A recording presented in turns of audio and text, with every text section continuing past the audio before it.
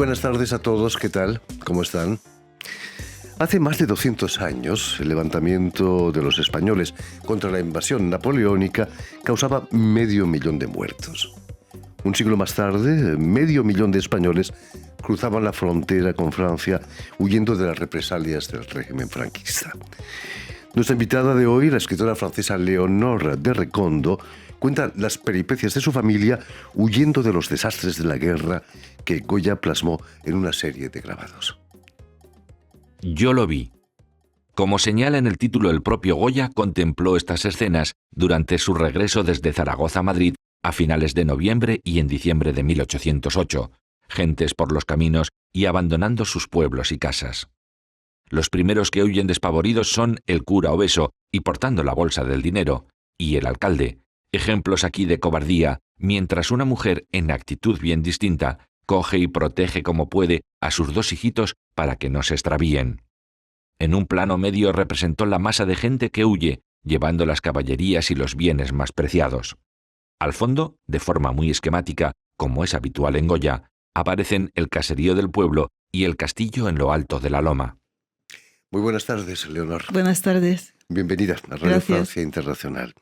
La historia parece que se repite, ¿no? La mujer del grabado de Goya que estábamos viendo podía ser perfectamente tu abuela Enriqueta y el niño, tu padre, con apenas 4 años que tenía entonces, ¿no? Sí, es verdad. Cruzaron el puente internacional entre Irún y Hendaya en el 18 de agosto del 1936. Y es verdad que todas las guerras son iguales. Hay siempre víctimas, mujeres, niños, y hay algo que, como lo decías, que se repite, que es triste y que hay que denunciarlo, hay que decir algo para que no vuelva a ocurrir. Eso.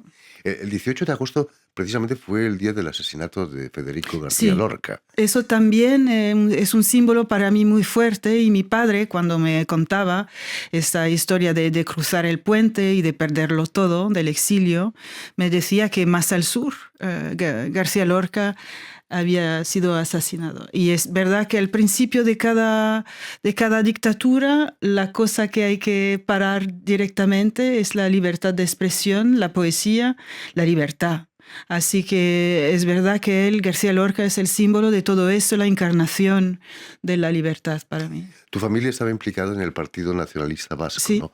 Que si se hubieran quedado allí en Irún, los habrían fusilado seguramente. Sí, por eso se fueron. Era un exilio pues ideológico, que muy rápidamente los franquistas llegaron a la frontera, que era muy importante tenerla, y ahí los vascos y los del Partido Nacionalista Vasco estaban republicanos, así que son los primeros que huyeron.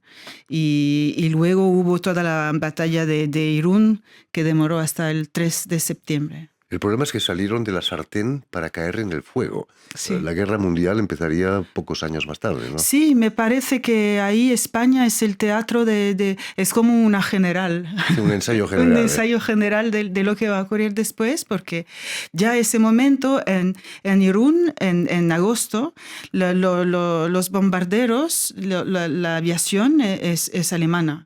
Son los Junker 52, que son alemanes, o sea que ya Hitler y Mussolini están con Franco. Así que las cosas son ya bastante claras, se ponen en su sitio, y la Francia, pues, después de pensarlo mucho, va a quedarse sin ¿cómo on dit? Sin gobierno. Sí, c'est la non-intervención. Sí, sin no intervención. Eso, decidieron de no intervenir. Permíteme que recuerde a nuestros oyentes que has nacido en París en 1976, justo un año después de la muerte de Franco, ¿no? Sí. Que llevó tu familia al exilio. ¿De qué modo ese exilio de tu familia ha marcado tu infancia, tu adolescencia? Pues no sé cómo decirlo bien, creo que es por el arte. Eso es la verdad es que mi padre y mi madre son artistas. Mi padre falleció hace 10 años, pero yo me quedaba mucho en el taller donde estaban los dos dibujando, pintando, y ahí había biblioteca enorme de libros sobre Goya y otros y pintores españoles. Y yo me quedé ahí muchos mirándolos trabajar y mi padre estaba grabando una serie de gravures sobre las cárceles franquistas. O sea que yo le vi, no sabía que yo era muy pequeña, tenía 4 años, pero sentí que ahí había algo. Y el traumatismo, eso del exilio, que él me lo hablaba con sentido del humor y no había rabia, estaba bien, había algo, una distancia, una buena distancia me parece cuando lo hablaba, pero en su arte ahí había todo, había pues la herida del exilio y todo lo que perdieron. Los monstruos. Sí, También, los ¿no? monstruos. Cuentas en tu libro que el libro de los grabados de Goya estaba fuera de tu alcance. Sí. ¿Cómo te sentiste la primera vez que abres ese libro y ves los desastres de la guerra? No es un libro para niños, precisamente. No es un libro para niños, aunque a los niños les gustan los monstruos. Sí, es cierto. Pero esos son muy duros. Pero no sé,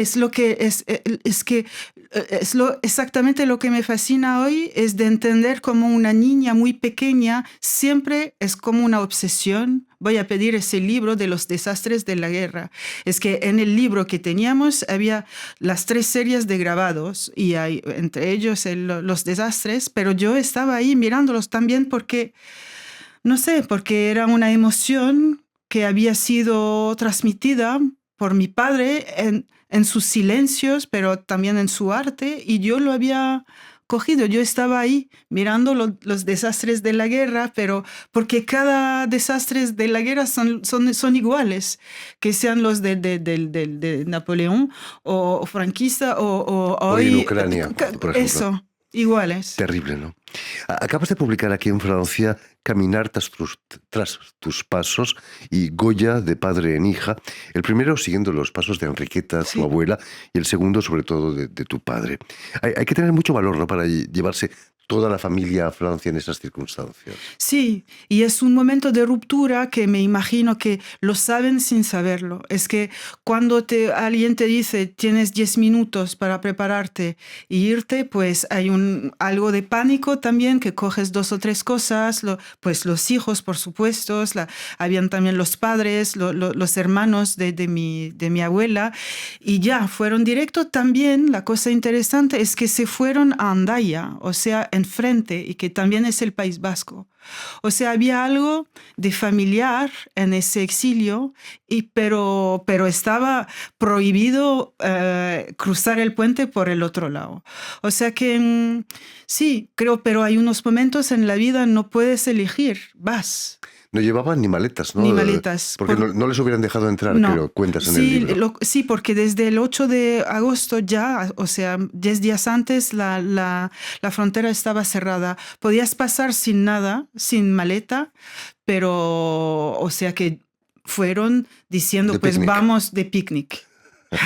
¿Qué picnic? Duró mucho Largo tiempo. picnic, 40 Mucho. años de picnic. Tenía la esperanza de volver pronto, ¿no? Me imagino que sí. No, y la cosa que yo cuando volví ahí en Hendaya, en Irún, a ver, porque hay que ver los territorios para entenderlos, creo. Pues estando en la playa de Hendaya se ve, ¿no? Como se ve Irún es muy fácil, se ve como, me imagino que mi abuela cuando estaba ahí podía ver la destrucción, la violencia de que estaba ocurriendo ahí enfrente, en su casa. La imaginé imaginando ella las calles, los vecinos, quién estaba muerto, dónde cayó la bomba, en qué calle, en qué esquina.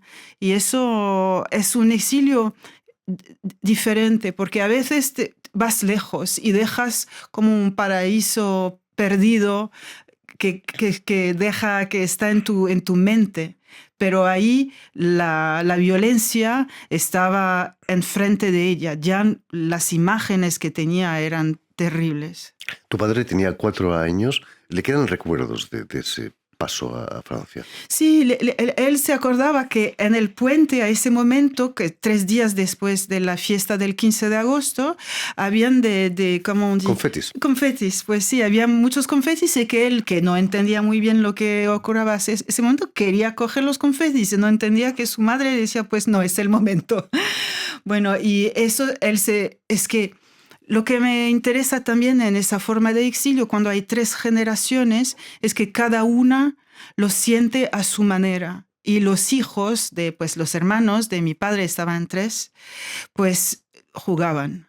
La infancia juega, ya van a ir al colegio, van a aprender francés, se adaptan enseguida, cualquier circunstancia. Una facilidad increíble, ¿no? Increíble. Luego, claro, la madre es más difícil. Tiene 37 años, lo pierde todo, amigos, el dinero, todo. Y luego, pero tiene la obligación de adaptarse para sus hijos, porque si no, pues ella está en el presente también. Pero sus padres, mis bisabuelos, pues para ellos que tienen más de 60, es una nostalgia terrible. Nunca, pues muy difícil de aprender el francés y es casi imposible. Y eso de imaginar esas 3 generaciones que van a quedarse ahí 40 años, pues hay algo, bueno, bonito que me interesaba. Y sobre todo los primeros años fueron muy, muy difíciles, Sí. ¿no?